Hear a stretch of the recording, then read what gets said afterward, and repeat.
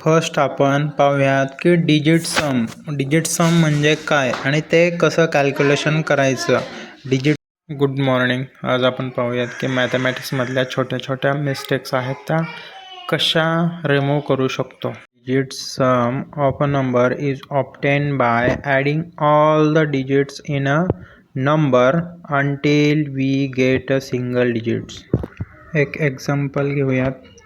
5021 equal to 5 plus 0 plus 2 plus 1 equal to 8 म्हणजेच digit some ds equal to 8. एक example पाहूयात.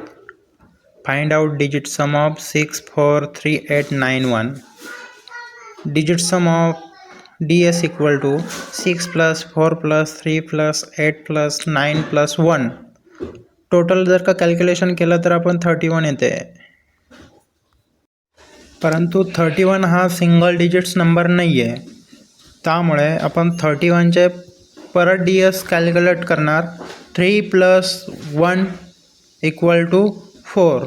हे झालं आपलं फायनल आन्सर, फायनल डिजिट सम.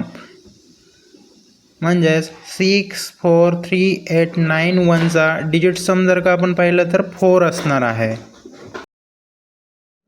पुढील व्हिडिओमध्ये आपण पाहणार आहोत की गुणाकार, भागाकार, बेरीज, वजाबाकी यामधील जे मिस्टेक्स आहेत, सिली मिस्टेक्स आहेत, ते कसे आपण रिमूव्ह करू शकतो. तर पुढील व्हिडिओ नक्की पहा. थँक्यू.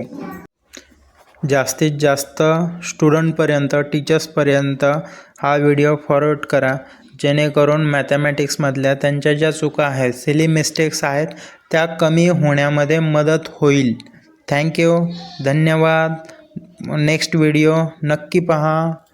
चॅनलला लाईक करा, सबस्क्राईब करा, शेअर करायला विसरू नका. Thank you. Once again thank you all of you.